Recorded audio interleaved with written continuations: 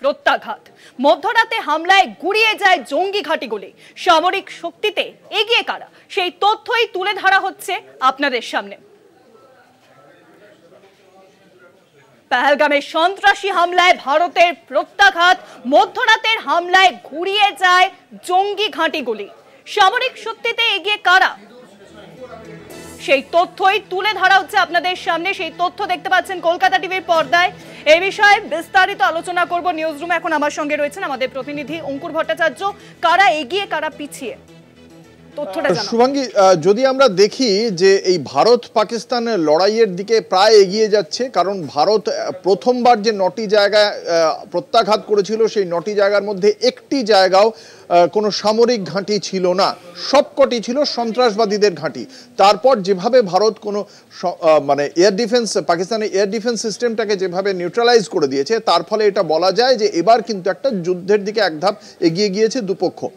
সেই জায়গা থেকে দুপক্ষের প্রতিরক্ষা খাতের যদি আমরা বাজেট থেকে শুরু করে কার কাছে ঠিক কতটা শক্তি আছে, সেই তার যদি একটা তুল্যমূল্য বিচার করি, তাহলে দেখতে পাওয়া যাচ্ছে পাকিস্তানের থেকে অনেক দিক থেকেই ভারত অনেকটা এগিয়ে রয়েছে। এবং সেক্ষেত্রে যদি একদম প্রথমে 2024-25-এর প্রতিরক্ষা খাতে বাজেটে দেখতে পাওয়া যায়, ভারতের বাজেট সেখানে 8,110 কোটি টাকা, এবং সেই জায়গা থেকে পাকিস্তানের বাজেট কিন্তু অনেকটাই কম।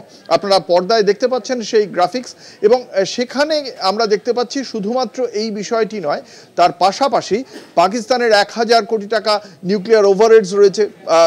যদি সেদিকে তাকাই, ভারতের 180টা রয়েছে নিউক্লিয়ার ওভারহেডস, পাকিস্তানের রয়েছে 170টি। ভারতের সেনা 14,75,000, পাকিস্তানের সেনা 6,60,000। ভারতের যদি আধা সামরিক বাহিনীর দিকে তাকাই, তাহলে সেখানে ভারতের সেই সংখ্যা হচ্ছে 16,16,000। অন্যদিকে পাক আধা সেনার সংখ্যা হচ্ছে গিয়ে 2,91,000। ভারতের ফিক্সড উইং এয়ারক্রাফট 1,437টি। পাকিস্তানের দিকে যদি তাকাই, তাহলে সেটা হয়ে যাচ্ছে 812টি মাত্র। অন্যদিকে হেলিকপ্টারের দিক থেকেও বহু পিছনে রয়েছে পাকিস্তান। অন্যান্য সরঞ্জামের দিকে যদি তাকাই, ভারতের কামান রয়েছে 11,225টি। সাঁজোয়া যুদ্ধযান, প্যাটার্ন ট্যাঙ্কের মতো যেগুলো, 7,074টি। পাকিস্তানের কামান 4,619, পাকিস্তানের সাঁজোয়া যুদ্ধযান মাত্র 6,137।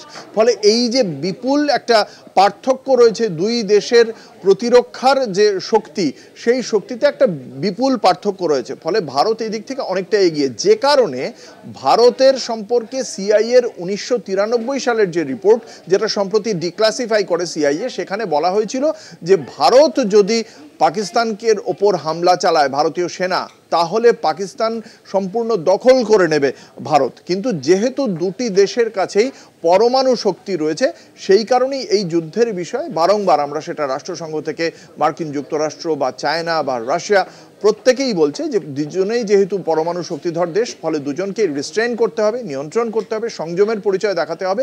উপমহাদেশের কথা মাথায় রেখে মানবিকতার দিক থেকে, এই সমস্ত দিক থেকে এই পদক্ষেপগুলো করতে হবে। কিন্তু যদি শক্তির বিচার করা হয়, ভারত বহুদূর এগিয়ে রয়েছে পাকিস্তানের থেকে। শুভাঙ্গী, অনেক ধন্যবাদ অঙ্কুরদা। অঙ্কুরদা যেমন জানালো যে সামরিক শক্তিতে ভারত কিন্তু অনেকটাই এগিয়ে রয়েছে পাকিস্তানের থেকে। পহেলগামের সন্ত্রাসী হামলায় ভারতের যে সেই সামরিক শক্তিতে ভারত অনেকটাই এগিয়ে, সেই গ্রাফিক্যাল রিপ্রেজেন্টেশন এখন আপনারা দেখতে পাচ্ছেন কলকাতা টিভির পর্দায়।